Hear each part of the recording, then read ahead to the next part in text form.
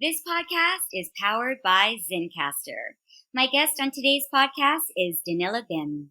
From São Paulo, Brazil, Danila Bim is an award-winning international performer, producer, director.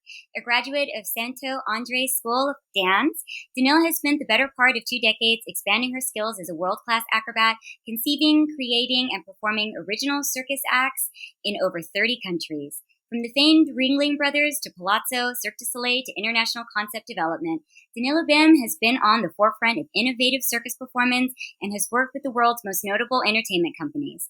As a distinguished aerial specialist, she has designed and created her own unique take on the highly desired rare art form of hair suspension. In 2017, Danila premiered her original hair suspension act entitled Mirage in Cirque Du Soleil's touring show, Volta. Currently based in Las Vegas, Nevada, USA, Danila is one of the founders and creative directors of the Velvet Crane, a collective of professionals in the entertainment field. For more, please visit thevelvetcrane.com or danilabim.com. Danila also enjoys playing her trombone, designing and making bags, painting, eating, and walking her dog, Milo, in her spare time. Please welcome to the show, Danila Bim. Oh, thank you for having me. It's a pleasure to talk to you.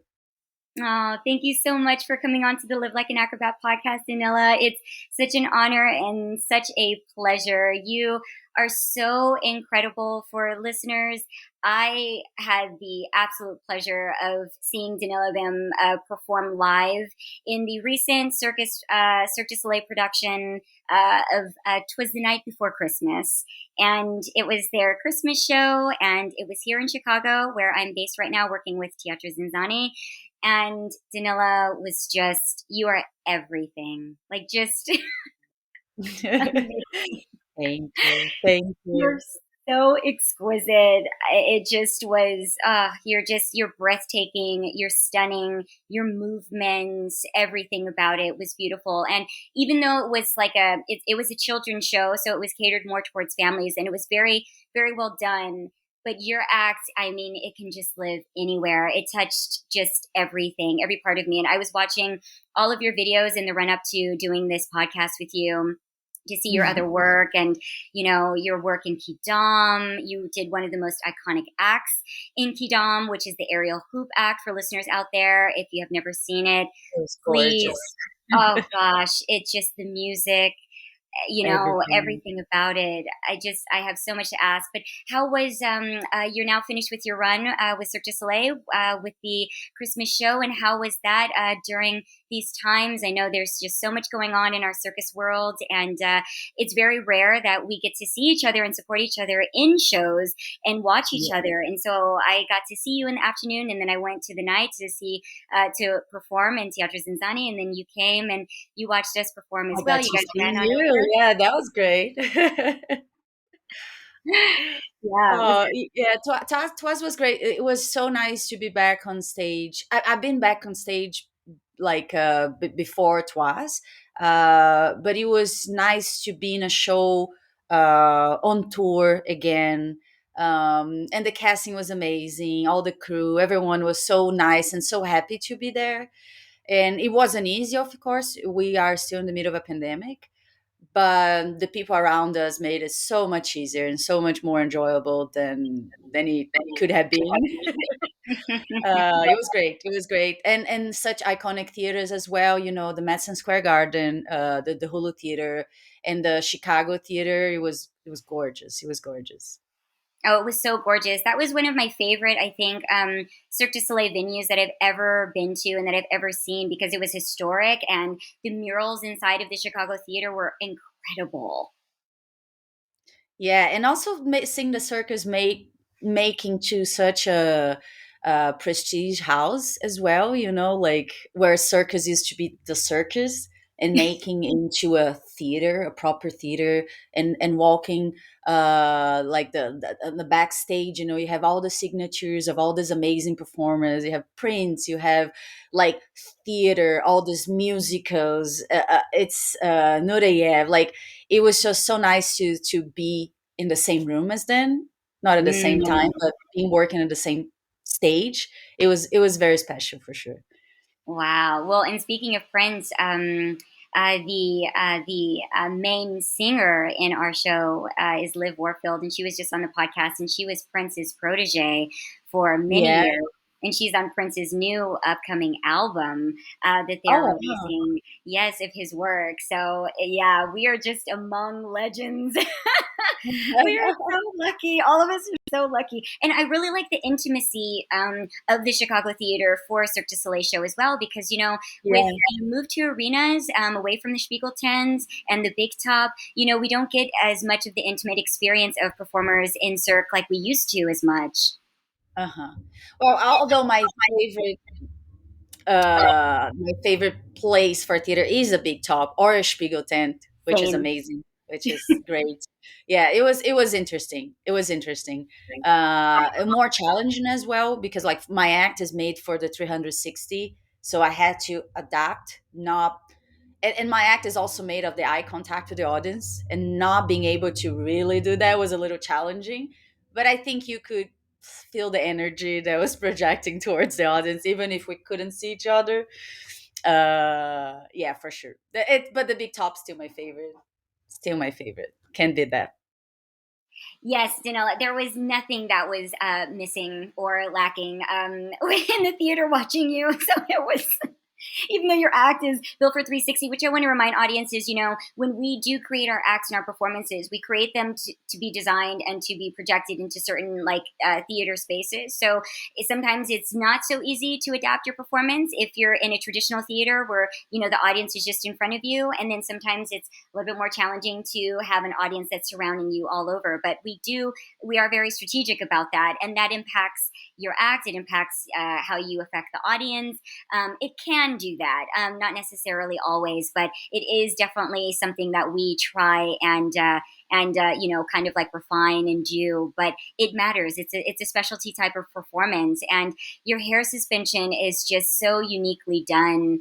Danila, with your isolations and the way that you move your body, and I mean, just like the background of how you got started and how you became this vision. I mean, you're just like a living Buddha when I watch Mm. you perform. I wanted to ask you, do you meditate? So that's such an interesting story. I'm a very anxious and it's like I have a lot of energy, and I always try to meditate. Like you try to do a couple things and you don't have the patience for it. Like I never really understood. And but lately, and then I had the act. I mean, of course, I stretch. Like as a circus performer, we do all of that.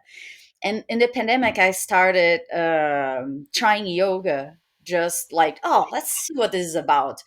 And then I start understanding it for real. Like, oh, this is it's not about the pose, but like about the position of the body, gravity, and how the muscles work.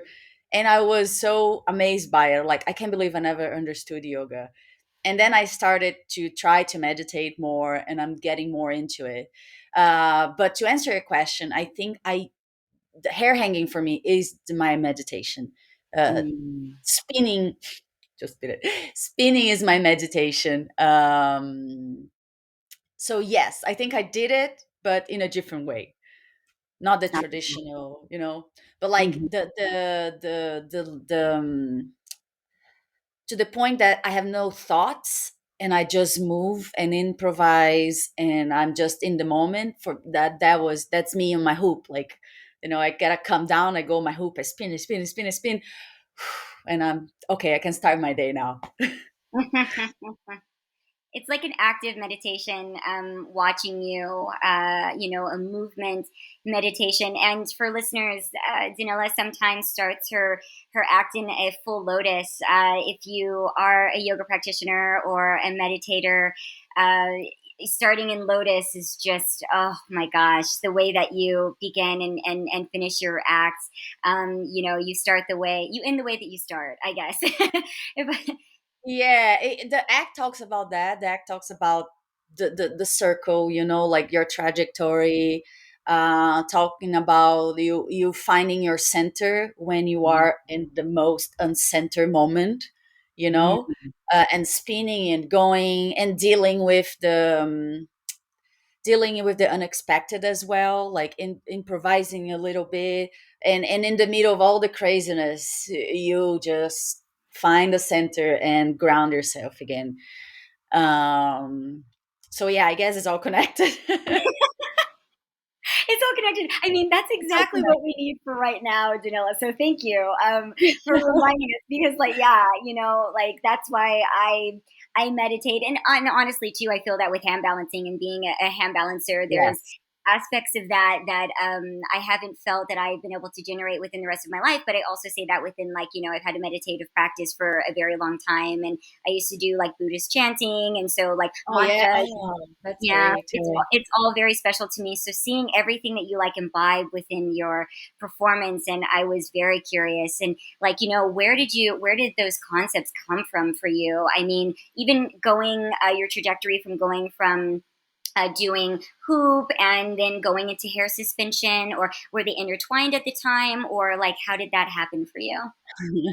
It's a funny story. So when Kidan closed and I left, I went back to Brazil, and it was a very long, like I've been on tour for so long, so I just wanted to have a break. I didn't want to do circus. I just wanted to have myself back to myself. And then I started like trying new things, like playing trombone, and just doing things that were not circus related. And then I was like, oh, maybe I can do an act that I can play the trombone. And then I just anyways, I want to choose the trombone on stage. And then I got a gig, and I had to go to Rio de Janeiro to practice, because where I lived in São Paulo, I had no place, because my act has a lot of like orbits and swings. There was no place to practice. I went to Rio, to the circus school in Rio de Janeiro, and there were girls practicing. And I always been in contact with hair suspension. Like I worked in Ringling Bros. There was always a girl hanging by their hair. I had friends that were unfortunately on the accident in Ringling. They're good now, but I never really paid much attention. But then I saw, and my hair is not the best hair for that. I have a very thin hair, like not the hair for that. I just wanted to try, and then the teacher taught me like, oh, this is how you kind of do it, and he started doing it for me. And then I don't want to depend on anyone, so I kind of developed my own way of doing it with myself on myself. And then I just, as soon as I could take my feet out of the floor, I was like, oh, I just want to spin, because I love spinning. And then I started doing things that I used to do on my hoop, like all the swings, and I started to do that with the hair. And then I wasn't planning. I was in my head like, oh, maybe one day I can have a hair suspension act, but it was just for fun.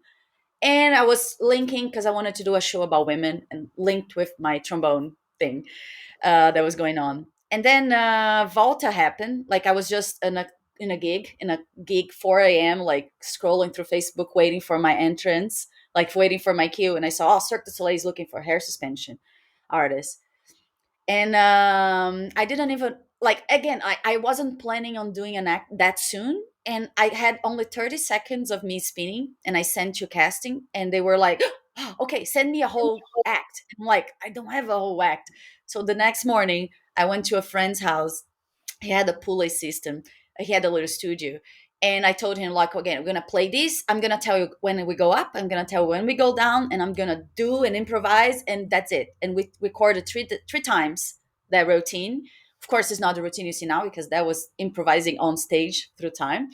And then I sent to them. They liked it. And they took me. And then I arrived at Volta. I premiered with no costume. Like, uh, it was very fast, but of course, like I knew the system, I knew how the automation worked, I knew I was working with people that I already knew, so it was Mhm. very fast. But Mhm. yeah, but the years of experience allowed that to be fast. And of course, the team we had at the time, anyways, they were just coming out of creation and to premiere, so I didn't do their whole creation, and I just arrived and ta-da. And it was great. It was great. Wow, that's so crazy. That's such a whirlwind. That must have been so overwhelming.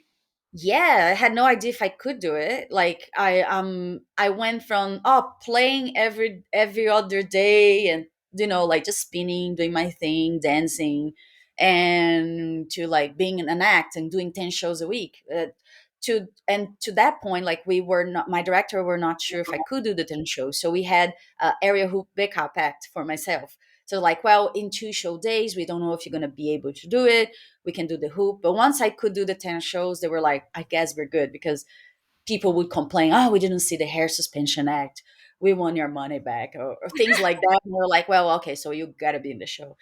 And it was good. It was like challenging, like to the point of developing my own knot. I didn't feel safe with the knot I learned, so I had to learn that. I had no idea. I learned the knot, but I didn't know anything about it. Like there was no exercise, there was no how do you do it, how long do you. It was only fragments of information from people. Uh, and I think the challenge was like to be, how do you say, independent, and see the information that I had and plan my own training and tell them I can do this, I can do that, listen to my body, or I today I can, today I cannot. Yeah, it was a challenge for sure. It seems like just like a very delicate process. I mean, you are literally hanging by your hair, your full weight. And how do you prepare your body for that? What is the other technique that goes into making that possible, and then to protecting yourself? And yeah, like what are the little also kind of ticks that you have to kind of be prepared for that could, I don't know, maybe, adversely Oh, affect you yeah. because it's so There's delicate. so much, and that's one of the reasons I haven't started teaching hair hanging yet, because I'm not Mm, fully aware of everything. Because it's very personal. For one body, 10 shows a week can be okay. For another body, cannot. And mhm. it's very, very personal. Like you can, you can say just hire a person and tell them to, oh, do this. It's not like a hoop. I mean, and even the circus, right? Like some acrobats are good for certain things or certain routines. But I've been doing neck hangs and neck spin, so I think my spine was already strong enough to do that. So Mhm. it wasn't like, oh, I never done circus in my life and then I hang by my hair and went to Cirque du Soleil to do a full act, because that's not the point. That's not the case. It was Right. like I just had a lot of knowledge that I've been using as an acrobat and aerialist, that I just transferred to another discipline that used the same body parts that I was already using, and the same techniques, the spinning and the swings and all of that. And again, very just a lot of self-awareness, and Mhm. does this hurt? Can I do more? And of course, and errors, and sometimes you get it right, sometimes you get it wrong, sometimes you think you can do that much, you cannot. So it's a process of knowing your body and knowing what you can do. What's the experience like when you first kind of tie your hair and do that first like kind of like sit into your hair suspension? What was that like? And do you have to like add anything, because you talked about the texture of your hair being a little bit different than, what it would Oh, take to do hair suspension? I had to take care. I had to. I'm Very high maintenance hair, I imagine. Yeah, not high maintenance, but for instance, I live in Las Vegas, and the water here is the hard Hard. water. Yeah. Yeah, so like Yeah. that I feel like, so I went on tour now just to be away. I was like, oh yeah, remember this hair. And of course, like I wanted to have a summer, so I want to go in the pool, I want to be outside. I how can I say that, I never really worried about the way I looked as much. I mean, of course, you're worried about, but I was not the person on like making hairdos, making curls, like for me, the crazier my hair is, the better. Like, so it was a challenge, because like now I have to, like, you cannot just, I gotta sleep with the braid, so my hair doesn't get crazy. It's just like, gotta take care of your hair more than I used to, you know. Hmm. But it's okay. It's just like doing abs. I gotta do abs. Nobody likes to do abs. I gotta do abs, and I gotta take care of my hair. I gotta eat right. I gotta, make sure I'm eating enough and the right things. Because as you know, as a woman, everything that we do, first thing you feel, it's your hair. You gotta. yeah, a lot of people got COVID or stress. All those things you got to manage. But to be fair, those are all the things that you have to manage to live, right? Like Mm-hmm. you just got to pay attention to your body. You cannot ignore the fact your nails are breaking. There's something wrong, you know? Like there's Mm-hmm. something wrong. Is your skin breaking? There's something wrong. It might be doing something wrong. So you just have to pay attention to it. It's more than the beauty, you know? Mm-hmm. Mm-hmm. It's the overall health Yeah. and holistic quality of how you exist. I mean, I sleep myself on a silk pillow for my hair. Oh. I don't Yeah, know. right. There's just little things that you learn. Yeah, Go ahead. it helps with breakage. For anybody out there listening who wants to ward off breakage of the hair, a silk pillow. It also helps with the skin. I have one too. I have one too. I was gonna say it was like I was gonna think like maybe you had one too. I do have a dark blue one. Anything, that's the thing. I had no idea about hair. Like my mom has worked as a hairdresser before. Mm-hmm. Um but again, I just never cared. And then all of a sudden I had to care because it's part of my work. So I learned a lot as well about hair products, like what to use, what not to use. And anyways, and I try to do like, I try not to, like use products that are not so harsh on the environment, like Mm-hmm. so it's a whole learning curve there too. It's like, oh my god, how can I make myself healthy without making all the world unhealthy and pollute, Mm-hmm. it's a learning curve for sure. Wonderful. Well, from and now a word from our sponsor. Hey, it's Shenea. Enjoying the podcast? Wondering how I make it? If you ever want to start a podcast or make and edit video content, Zencastr is the best tool for newbies and professionals. Easy to use, phenomenal audio and video quality beyond, and offers a free trial. Join the podcast community at zencastr.com and don't forget to use my code Zencastr-Shenea Stiletto for 30% off your first 3 months of professional podcasting. The link is in the description of this episode. And now back to the show with Danila Bim. I love that you've become a full-on connoisseur of hair. I imagine you can create like the Danila Bim, like hair suspension, like hair kit. Yes, why not? Well, it's very everyone wants to learn hair suspension also. Like maybe I thought about that, maybe a little kid. But that's the thing, everyone is so different, like every Mm-hmm. hair is so different. I feel like I'm a connoisseur of my hair, of what I can do, what I don't feel like I'm the best person to give hair and health advice to anyone. Well, I think you've got a really beautiful like perspective now on it. That's just like super super unique. I mean, just again for listeners out there, like hair suspension is still incredibly unique. It's not super mainstream, but it's becoming more and more mainstream. Like Danila said, more and Oh more yeah, yeah. artists are seeking it out and wanting to learn it and wanting to take it on. But it is quite the task to take on, and I think not for the faint of heart. It's not necessarily something that I would see myself doing. From all that I know and all that I heard, I have so much respect for you in doing hair suspension. I mean, in all things, but it definitely I think is up there with the acts of it's full on, really, in every sense of the Yeah. word. And I wanted to kind of dial back a little bit and just ask you. You know, you've had such a long history working with Cirque du Soleil, Danila, and I wanted to ask about like your background and how you got into circus. How was that transition from your dance background and growing up in Brazil and the circus community there? And did you discover circus while you were in Brazil, or did you discover it elsewhere? So I was a teenager. It was like 17 to 18, which is in Brazil, you become a legal adult at 18. And I was studying because I wanted to go to university or for dance or for like graphic design or fashion design, all the other things that I like to do. And I was just, trying to figure out what I was going to do. But I love dancing for sure.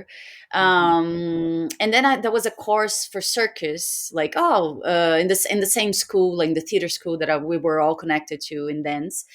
And they had a circus like three times a day, and we do a little show and we presented. I'm like, well, I think that would be a good. Like, I wasn't always interested in gymnastics, and I was a contemporary dancer, so we use a lot of arms, and we kind of do like that partnering dance, And like, I Mhm. think that would be a good knowledge. Will diversify a little bit of my technique.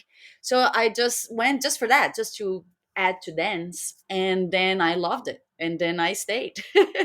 And we were a group of teenagers in a theater school. We had one director, and he looked at me and said, you're gonna do this. And then he, like, it was the hoop, or like, oh, this is a hoop, this is a lyra, this is how you hold, this is how you go up, this is a mattress, figure out. And that's what I did, and I loved it so much. We did other things, like I did a little trapeze duo. I had a hand to hand without hand to hand. Just a little acrobatic hand to hand with no hand to hand.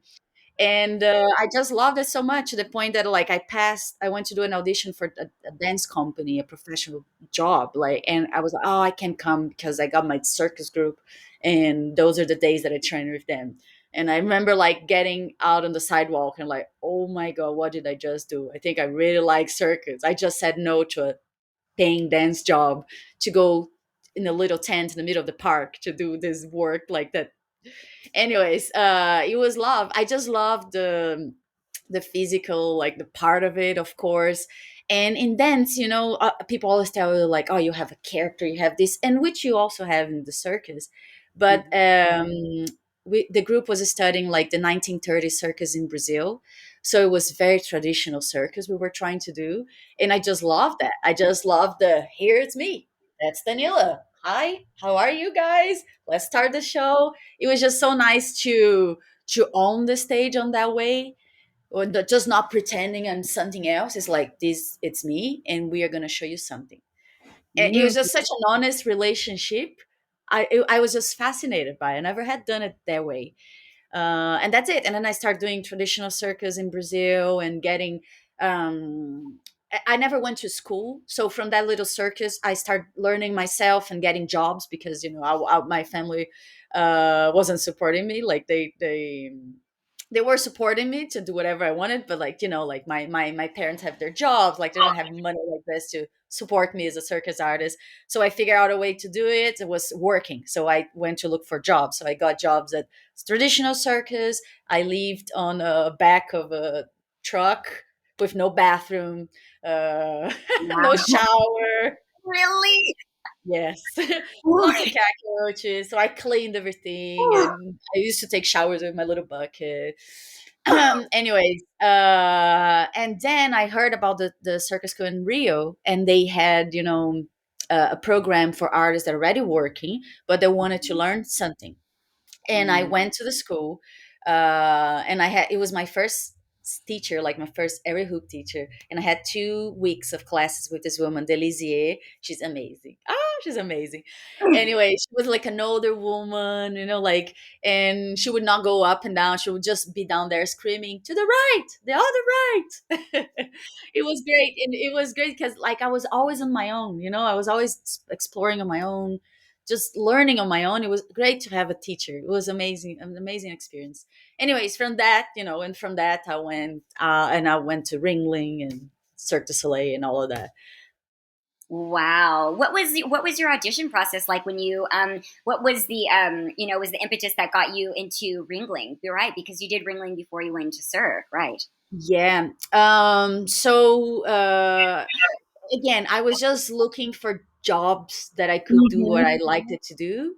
Mm-hmm. And I was planning to, at the time, I was in my first month of costume design in Rio. I went to a university, and there was someone told me, oh, there's an audition for a dancers for Ringling Bros. And I was like, I don't want to do, I'm not a dancer anymore. I'm a circus artist, so I don't want to do it. And then so, like, I'm not going. And someone else said, no, but they want dancers that do aerial. It's like, all right, I can do that. And then I went and I passed. I never did a lot of more commercial dance. I did more, Mm-hmm. like, contemporary, a little, I became, Jennifer Lopez, and I danced everything I could. I don't know how I did that, but I did. J Lo, I became J Lo. J Lo came to me, and I vegan. auditioned. And I passed. Uh, yeah, I'm really not good with more commercial kind of dance. Don't look at doing it. Anyways, I auditioned and I did it, and I went, and it was just to do like the what we call the group acts. But I had my act too, and then I had to fight for that as well. Like I showed the act because they had a thing. Am I being too long? Is No. this conversation valid? I'm just like going through the timeline of things that happen. Anyways, and that was another fight too, because I was dancing a lot and Mhm. doing the group act, but I had my own hoop act. I was like, I want to keep doing that. So there was a chance to put it on the pre-show where you could do your act while the people are entering the arena.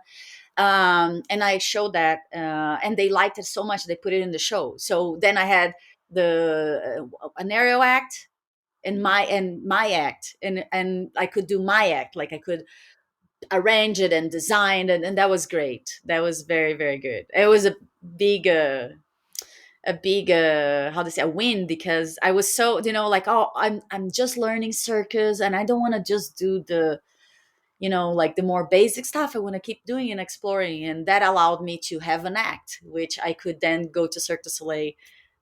But before I did other things, and then Cirque du Soleil happened.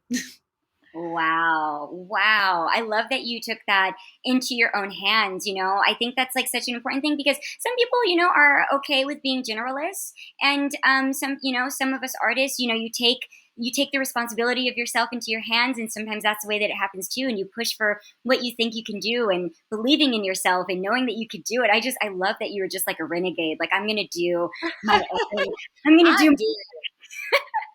Yes, yes, it was. But it's not about like, it's not that I didn't want to be in the group act. Is Mhm. which was great actually, it was super fun.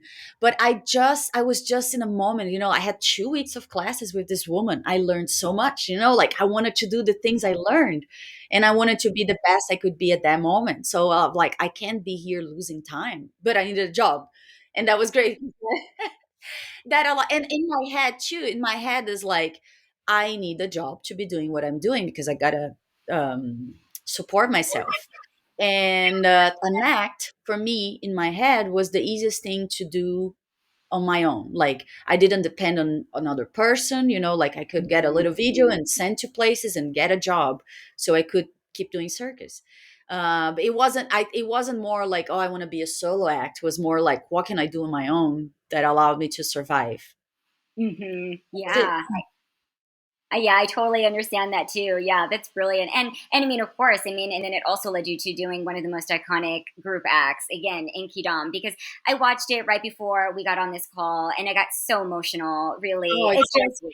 yeah, it's just The whole show is beautiful. it's so Yeah. beautiful, and I was almost in Kidam with my solo hand balancing, but I missed it Oh, twice because of availability. But it was like the reason why I wanted to do solo hand balancing, and I loved partnering acrobatics. But I never thought I would do anything else. I never thought that I would work alone. So for me, it was a really big deal to say like, oh, I'm just going to work on my own and like pursue being like a solo hand balancer, because everyone had only known me in one way as an acro duo. And funny enough, now uh-huh. I'm doing an acro duo again here in Chicago, and I never thought that Which I I would do it. saw, and it was gorgeous. It was very Thank you good. so much, Danielle. Thank you. And so you never know really where your career is going to take you. I haven't shared the stage with a partner in 8 years. And for me, it just ended up being like very specific in that way. But I love hearing everyone's just different trajectory into why they started doing different acts and why you started. Some people, they were solo and then they found partnership. And so it was like a completely different revelation for them, and not always for the same reasons. It's always you're informed for different reasons, and I love that that came to you because, oh my god, I mean, like, where it has led you into the stunningness of your career is just, Thank you. it's just, there's just like no words. I know I could just like go on and on about how amazing you are, but I love hearing too like where all of that came from for you. And also too, I wanted to ask you a bit of about circus in Brazil, and what is the state of circus in Brazil, the community there, the industry. Yeah. So as It's hard for me because I haven't really been there. Like since I Hmm. started doing circus, I traveled a little bit with this in Brazil, and then I went out. Like I came to the US. So I don't know. I know through my friends, but Hmm. it's hard. It's very hard. And I also had that in my mind. So when I like, well, okay, so if I can do go to Ringling and they're gonna pay me, which when you convert to reais, it's more money than we have here. It's more like almost like in an European market where you have the help from the government, and you can create your show and go through these specific places to present your work. We do have circus, but we don't have that much. I mean, not like it's here. Like you have the events, you have the small groups, but we don't have like a Cirque du Soleil, a bigger company, and you have the traditional circus. And it is a saturated market, not because we have too many circus performers. That's never enough, but because we don't have enough opportunities in the country. So a Hmm. lot of us have to end up being, And yeah, end up going like out of country to yeah. seek opportunities outside of Brazil. And I mean, it's been a very difficult time even for Brazil during the pandemic. And there's artists that Oh yes.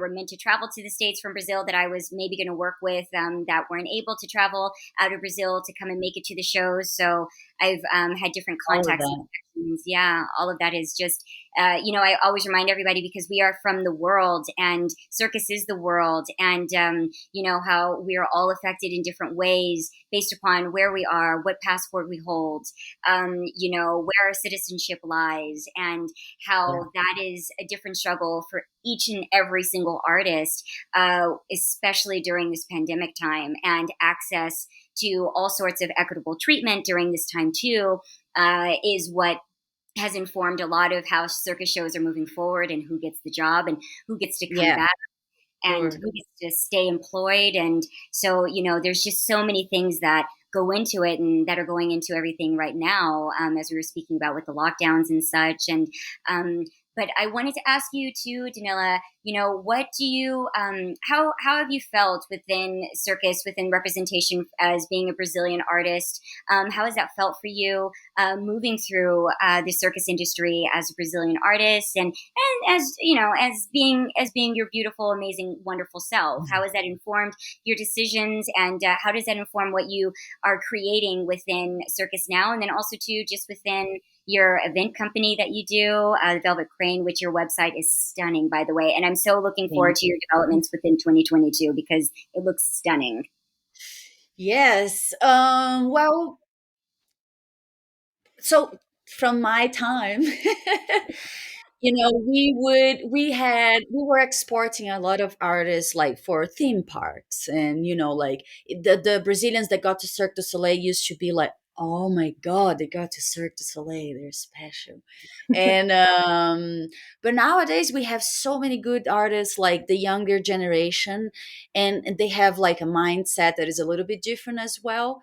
Of course, they have the survival mode like I had, like, oh well, if I want to do this, I got to get a job, doesn't matter what it is. Hmm. And that was always my mode. But I think nowadays, you see artists like going to the circus schools in Europe, and doing different kind of work as well, like figuring out how to survive in a different way, that just not a theme park or a small circus shows, and nothing against those. It's just like that it was that we believed that we were not good enough to try the jobs that were with higher pay, or artistically were more considered better, more respected. But now this new generation, like, but of course, with the advent of internet and all of that, there's more access, there's more information, so the Brazilians are going further when we can. Of course, our passport stop us in a lot of places. Like it's harder to get visas, like it's harder to work in certain countries, but so is for Mexicans, for Colombians, for for South Americans, but and Eastern Europe and all of that. But we try, like, and because we're good, we're talented. People do want us. We are dedicated for sure. And the other question. How does it, I think, inform all of your art and your visions and perspectives of circus moving forward, even now? Does that affect what shows you want to create, as a show creator that you are, because you hold many different hats. You don't just perform. So how is that influence, and how does it influence everything that you do within the circus environment and the industry? Oh, well, the pandemic is being, like you said, is being crazy for us. Like, we're trying to do a casting for shows like, are you vaccinated? No. Does your vaccine is accepted in the country you're going to? No. Like, we've been encountering so many blocks with that as well. Shipping and all of that. Oh my God, yes. Anyways, but I guess, how can I answer that? Myself as a Brazilian. Hmm. Well, let me say that in Brazil, because we we don't have, sometimes we don't have access to a lot, so it's from our nature to adapt and improvise and figure out what we have and be resourceful. So I Hmm. think that's my biggest um what my Brazilian side brings to the table the most is this, the improv, and is to adapt, is to figure out, well, we don't have silk, we're gonna work with something else. We cannot, we don't have the money to do all of this, well, let's figure out something to do the same thing in a different way. And which is live entertainment needs that, like, not everyone can have a $7 million to spend in a show, and even when you have all that money, you don't want to be wasteful, like, you have to Hmm. use it right, and figure out the creativity doesn't only stay on stage. You have to be creative to do the everything that goes behind the scenes as well. So yeah, Brazil taught me a lot of that in bad ways, but yes. Well, I love the development of your company and working with other high end industry professionals. And so, where do you see taking your live entertainment production company for the future? What are your guys' visions and forthcoming and coming up? I know everything is impacted at this moment, but we know things kind of go back and forth right now. And, even still, I know you're creating and pushing things forward. But where do you see that expanding into with your company as well, with the Velvet Crane? So, Velvet Crane was born from initiative during the pandemic, where my husband and I were sitting down and we're like, oh, we got to do something to help the artists. Like, we had so many friends that had no way, like, we're really like suffering from the pandemic, because everything shut down, but you still have a kid, you still have a car, you still have a mortgage. And we just were like, let's do something, a show, an outdoor show where we can bring people. Let's just go to the desert and bring people and raise funds so we can get back to our friends that have nowhere to go or nothing to eat, or are on the verge of becoming homeless or something like that, which we had people. And then we start partnering up with the community. It was funny because we just moved to Las Vegas because of the pandemic, and we started talking to people like Cirque mechanics, with Chris Lashua, with friends from the Circus Center. Like, oh, can we do this here? Can we train here? Can we partner here? And people were so generous, and they had the time, and the cause was important for all of us because we're all suffering. So we started this collective.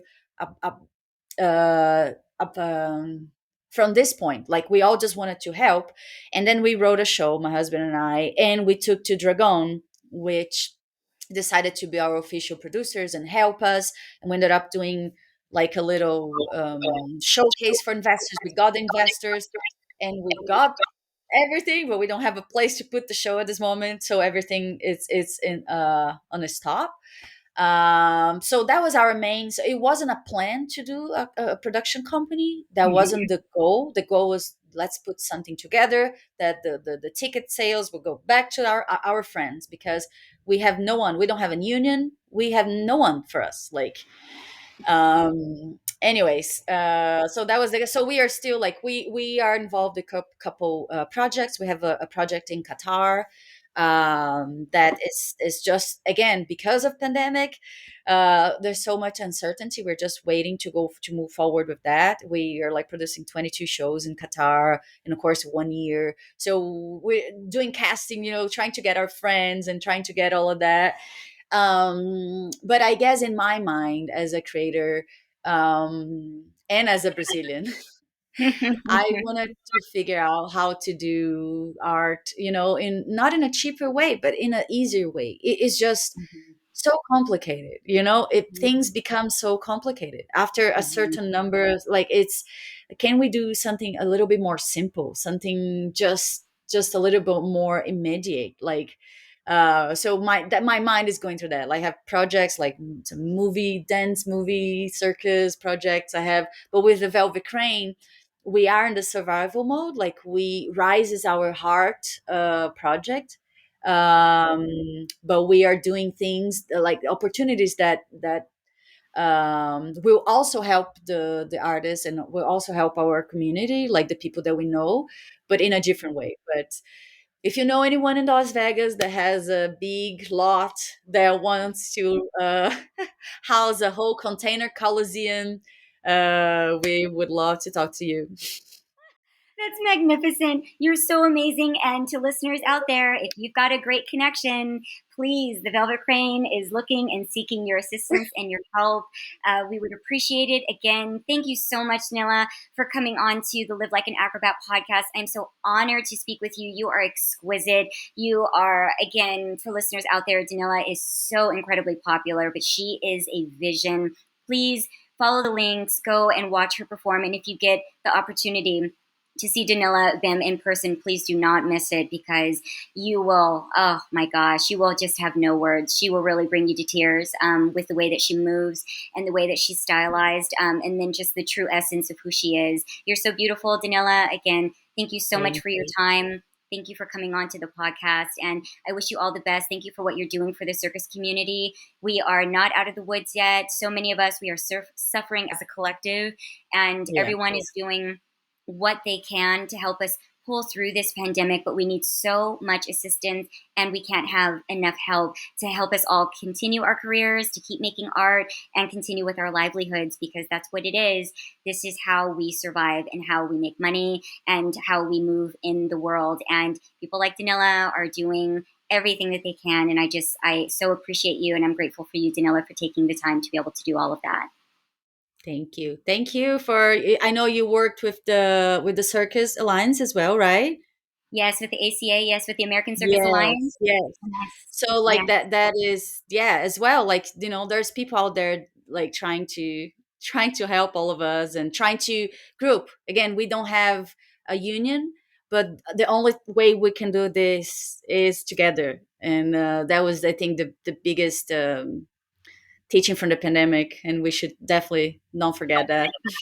Yes, we need to unionize. I am a big supporter of that for a very long time, and I just want to let listeners know, with the American Circus Alliance advocacy group that I'm a part of, we just had 2 meetings with 2 sitting senators, Senator Padilla of California and Senator Lujan of New Mexico. They are the co-sponsor and the original introductor of the Creative Economy Revitalization Act, excuse me, and that will create about that is supposed to give about $300 million for circus workers and for performing artists and for companies, live entertainment companies like Danila's, like the Velvet Crane. So that was actually supposed to be in the Build Back Better initiative that did not get pushed through because it did not have enough GOP support. So if you have Republican congressmen out there, I tell you this all the time on the podcast, please call your Republican senators, please call your Republican congressmen and tell them to put their efforts and energy behind Sarah. It's CERA. And please follow the ACA and also be an arts hero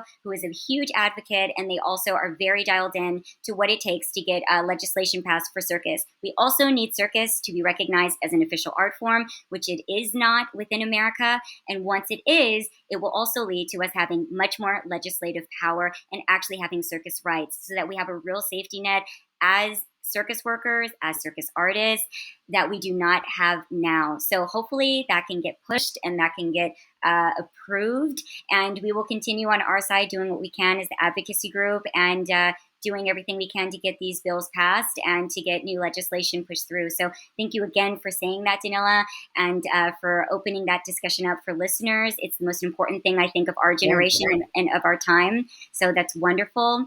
I want to end with this podcast was recorded on Zencastr, and the Live Like an Acrobat podcast is also available on Circus Talk, the inclusive, independent, and international online network for the circus industry. Circus Talk's mission is to create a level playing field for this industry and democratize access to information. Until next time, please stay safe and stay healthy.